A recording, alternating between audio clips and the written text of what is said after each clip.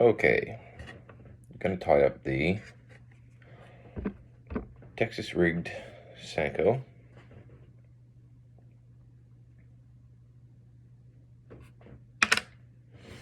I'm going to start off with some lead. Get this hook prepped. If I could find the end.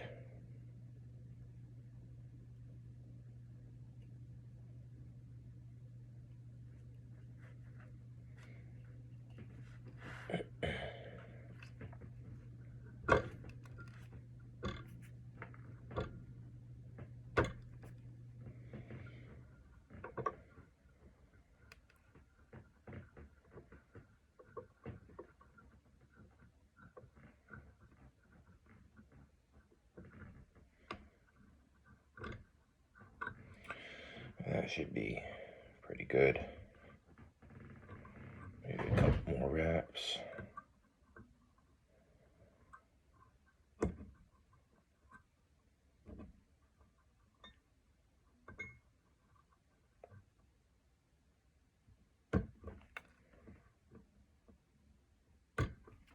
Excuse the filthiness of my hand. I did dye my yarn, and I didn't use gloves when I took it off.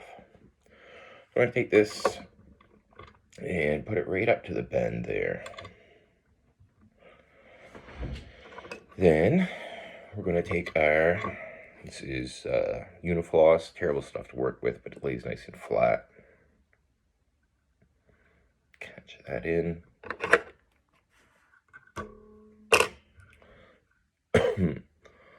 And I'm going to start there. I'm going to jump up to the top almost immediately with loose wraps because this likes to just push itself up and over if you don't. And I don't like it to be on the flat part of the hook. And then start hiding the lead. Trying to make a uniform shape.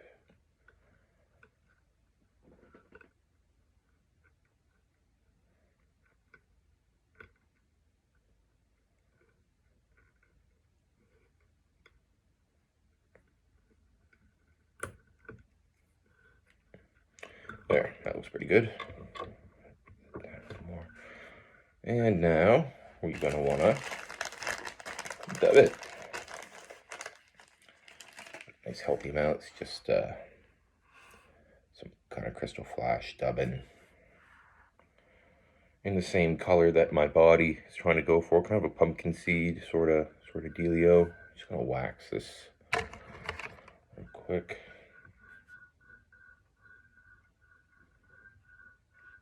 And dub it very generously.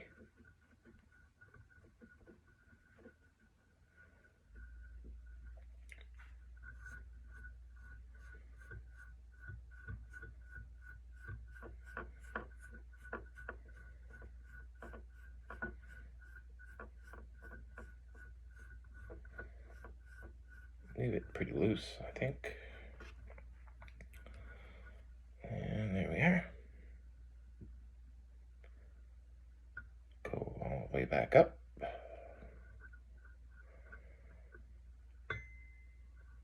Try to stay off that top part. I think it works out for the best. And then all the way back down. Oh, those hooks are sticky sharp. And there, that leaves you with that. I'm gonna whip finish this. Gonna wax this floss again because it's got a weird bind in it when you try to whip finish it. It doesn't like to slide on itself. I don't like it, but it works good for this. And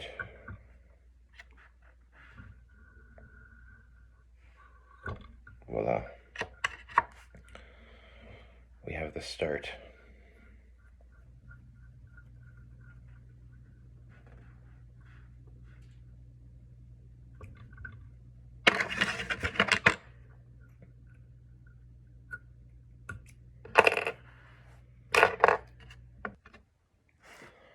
Okay, for the next part, I've got some Danville's 210 denier wax Flymaster Plus in there in olive. You're going to want something nice and strong for this. I have my Bernat Blanket Extra. This is stuff I've already had dyed up. I put some brown into it to give it that nice pumpkin seed color that the bats seem to really like. And so go ahead and snip off well, make sure you burn your end first and get your length, roughly 5 inches or whatever from the eye to the tail of your Senko, and then take it and once, twice, 3 times, and even a little bit extra on the end because the bends are going to cancel out for a little bit. So make it about 3 times as long. So I guess 15 inches in total. 5, 10, 15. Let's make that 20. Didn't excel in mathematics, obviously.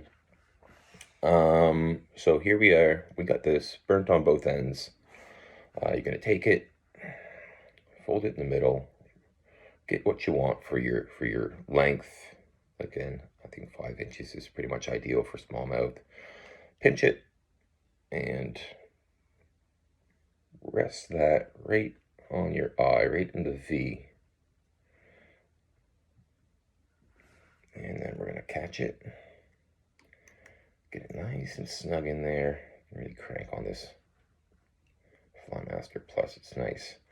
And then what you want is it coming off both sides nice and evenly. You can't really see, but I assure you it is.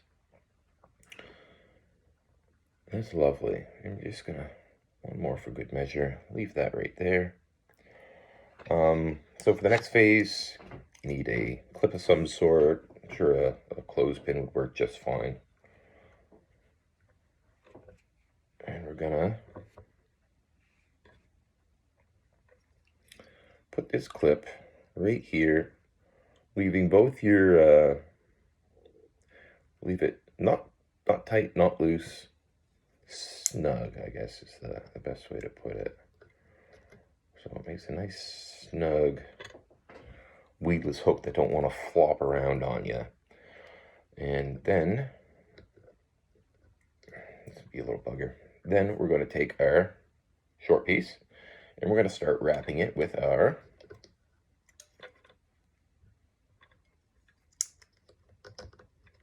longer piece, if I can get this to cooperate. There. So we're going to start wrapping counterclockwise. Get it nice and snug. Touching wraps. Headed for the tail.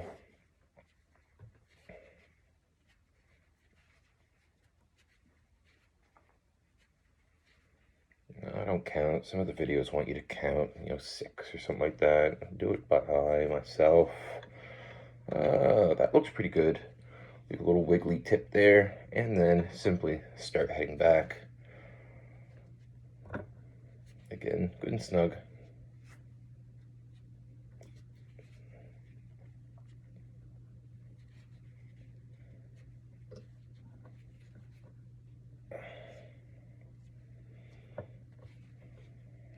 Touching wraps.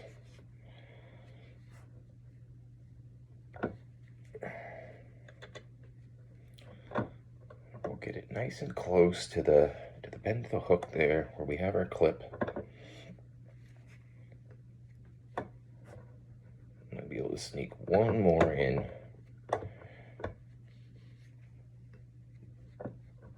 Yeah, there we go. Okay. Kind of pinch that down. Take your clip off. And now you're going to start. I might get one more in there now the clip's gone. Oop. Slide that back down. There. Okay. Now we're going to go under that and under there. You see what's going on? Just underneath the barb of the hook. Doing the same thing we're doing before to catch all this. Touching wraps, going forward.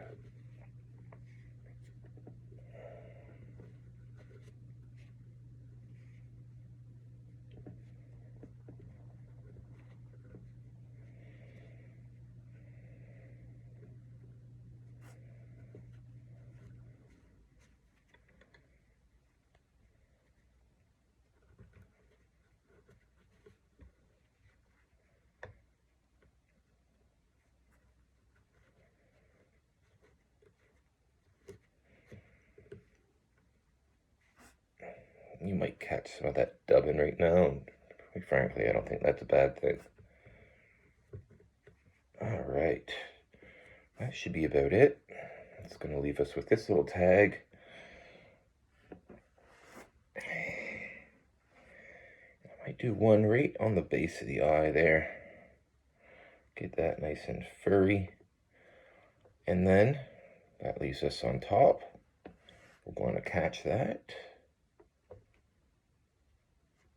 Beautiful. Nice and taut. Give that the old snipperoo. Lovely.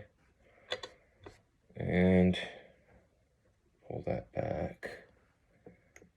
A little crowded in the eye. That's all right. Huge eyes. Very easy to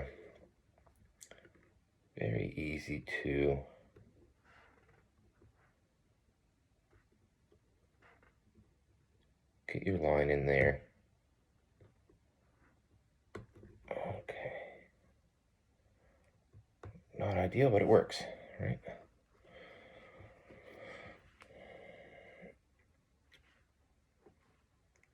Okay.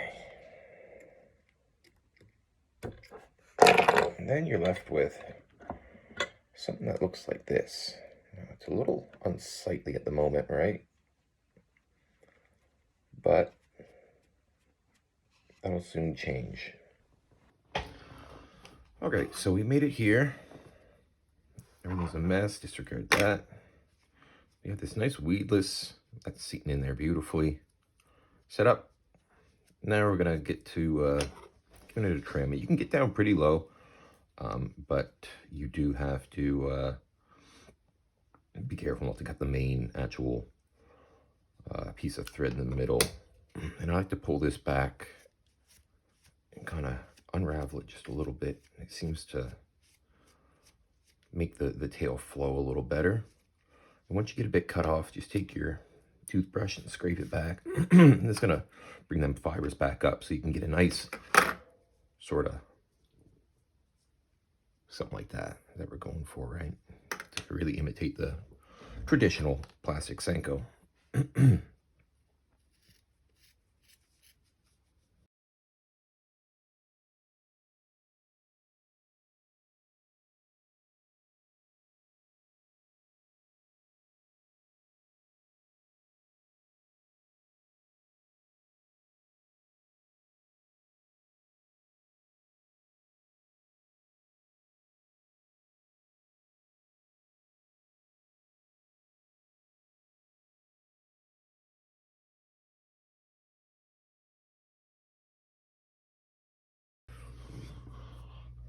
I'm just going to stop it there for the video's sake.